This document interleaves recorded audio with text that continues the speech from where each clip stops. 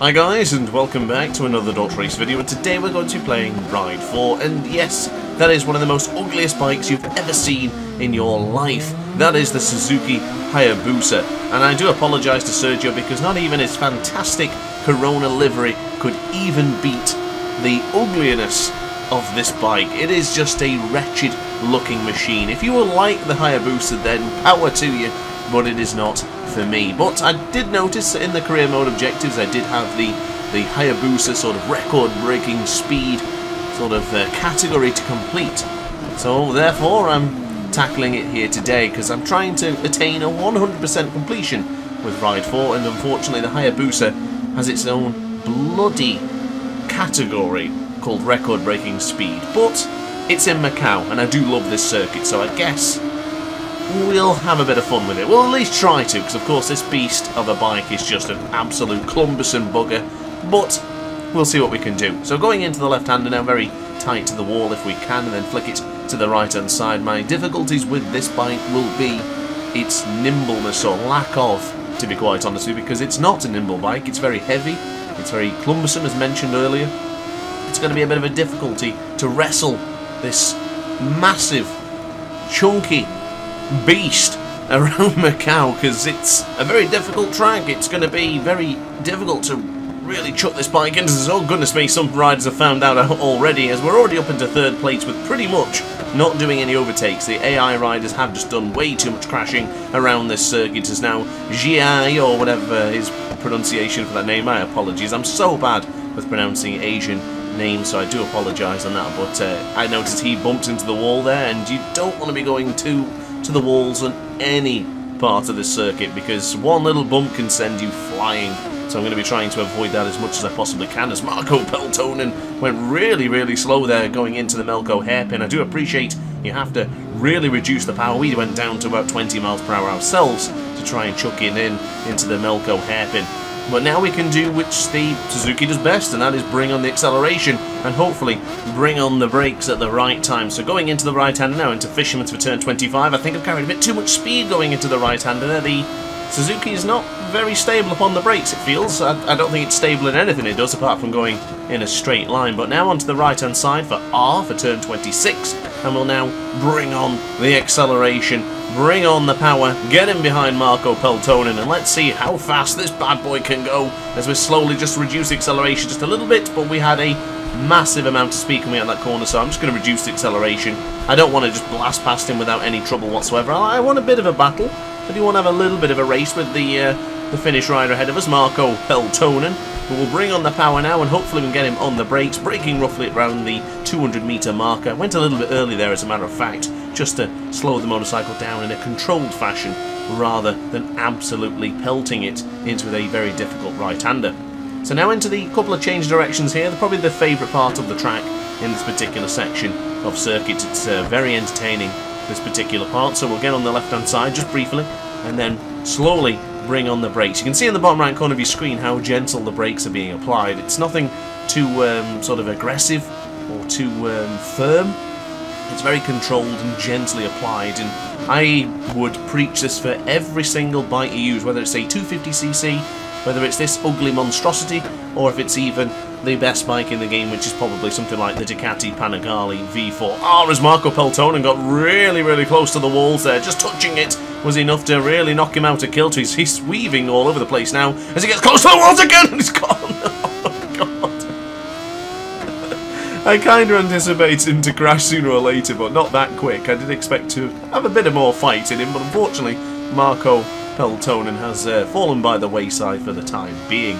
So on the right-hand side for the Moorish Hill, and we'll now bring on the power going into the left-hand side, braking rather early and keeping it nice and tight to the apex. So actually ran it a little bit deeper there than I would have liked. I'm not finding that the brakes work as good as I assumed they would. I'm certainly making a bit of a mistake believing that the Hayabusa can brake as well as I expected it to, but unfortunately not quite the case right now. But we'll bring on the power and we'll position ourselves going into Fisherman's, braking roughly just before the 100-metre mark. That's where I tend to go, and goodness me, I think I'm way too wide here, way too wide. Don't touch the wall. Okay, we're good. We're good. That is a little bit concerning. I do feel like I'm going to crash there every single time I'm going into that corner. I need to be very very careful as I've gone wide again once more into turn R for the final corner. A little bit concerning on the brakes here. I don't know if it's the front tyre getting rather warm, which it is doing, but at the same time probably need to just go a little bit more gentle on the brakes. But this time we aren't going to be waiting to see if Marco Peltona wants to race. I'm just going to give it everything we've got right now, so chucking it into the right hand side, just reducing acceleration, doing a little bit of brake there because I don't quite have the confidence with the Hayabusa going into that right-hander. Position ourselves for the 200-metre braking marker, chuck on the front brake, a little bit of rear brake if you need it, but I think we're relatively controlled going into turn 3. And now to the left-hand side for 4, and slowly flick it to the right-hand side for turn 5 as well. Nice and controlled so far. I don't hate the Hayabusa as much as I would have thought I did. It isn't as enjoyable as using other bikes, but I don't know. It's just not an enjoyable bike, and it is absolutely hideous looking, isn't it? I mean, maybe you like that. Maybe you like a larger, chunkier bike. I shouldn't judge. I really shouldn't. But it's okay. It's not too bad. You know, any bike in Ride 4 is pretty fun to use. I think 1 or 2 bikes I probably really don't want to use. I would have said the Hayabusa before tackling it in Macau, but I'm actually liking the additional challenge of using this bike. So unfortunately, as you know, the AI doesn't give enough of a challenge when on 120% AI difficulty. But we live and learn, and we're using the Hayabusa to give us a bit more of a challenge, and I tell you what, I think it's doing a damn decent job so far, and I'm hoping you're enjoying the video. If you are, hit that like button and also consider subscribing to the channel as well, because I have a lot more content planned and a lot more content already scheduled for the week. Well, now on the left hand side, just approaching 5 past 10 here in this Chinese street circuit as we go into the left hand side.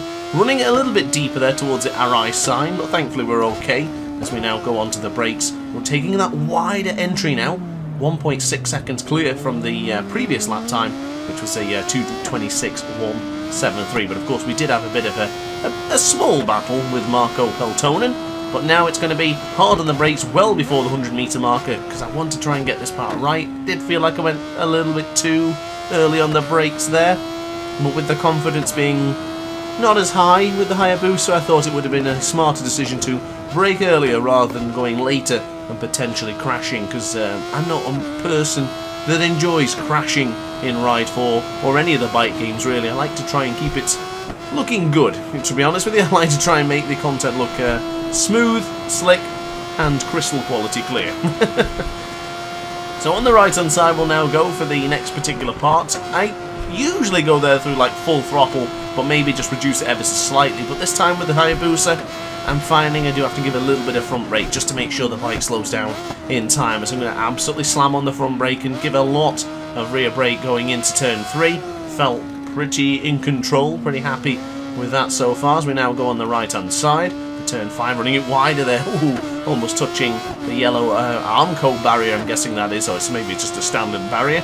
So we now flick it to the left and prepare ourselves to the right hand side. The adrenaline certainly flies going into this particular part of the track, keeping it nice and tight to the wall and then chucking it to the right hand side. I've gone a little bit deep there, not as in control as I would have liked.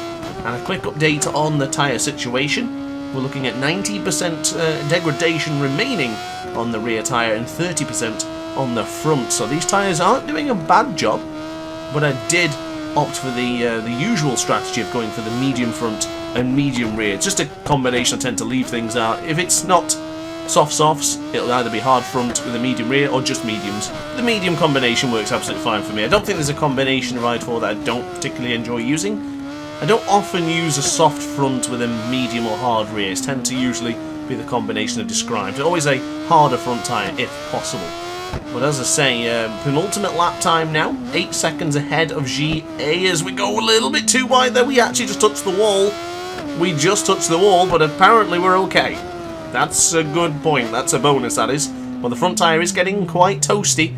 It is getting rather toasty now. It's probably the perfect amount to put a bit of butter on your slice of toast. Probably getting to the point where it could be a little bit char grilled, but I don't like it like that. I like it to be just a little bit coloured. But anyway, I guess we'll digress on toast for now. But if you are enjoying my dulcet tones for now and you're still listening to the commentary and watching this video, then definitely let me know in the comment section down below what bike you want to see next. I have every single bike in Ride 4 and some of them are even yet to be touched, not even ridden once. So if you have a suggestion, let me know in the comment section down below. We're now into the left-hand side for turn 1. I'm going to go for it on this lap, ladies and gentlemen. I think we should end on a bang. And by a bang, I don't mean in a crash, I mean in a very, very fast lap time. So let's try and get it right now. Going into the right-hand side for Mandarin, just dropping it down to 5th gear. I noticed on the previous lap we did for 6th gear, and we lost a little bit of time after being kind of revving it out, unfortunately. But braking at the 200-metre marker, using a lot of rear brake, and of course a hell of a lot of front brake, as we now go on the left-hand side. And also be very careful, there's this small bump here in the middle of the track there. It sometimes just throws you off ever so slightly as we get, oh my goodness, super close to the wall once again. And I've got to be honest with you, at this point the front tyre doesn't feel good at all. The part we're struggling on is not in straight line braking, but braking upon its side, so trail braking into some of these corners. It just doesn't feel good. It feels very loose.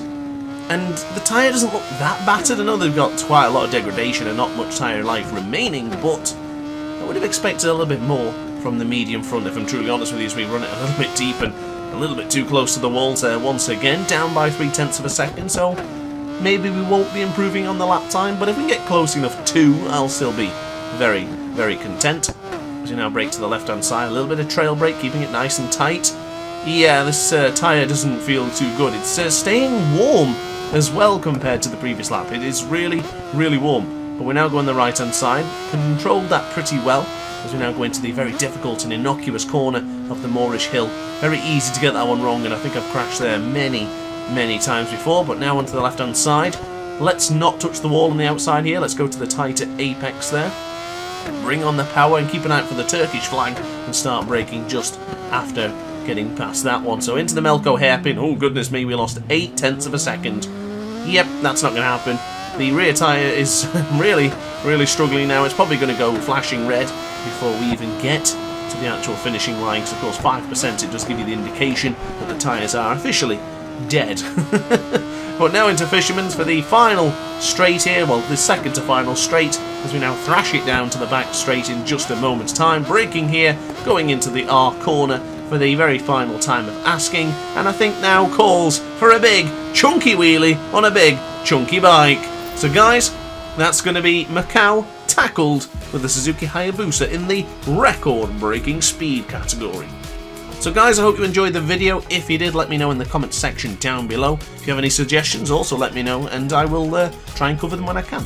But guys, if you enjoyed the video, hit the like button, hit subscribe, and I'll see you in the next video. Ciao for now.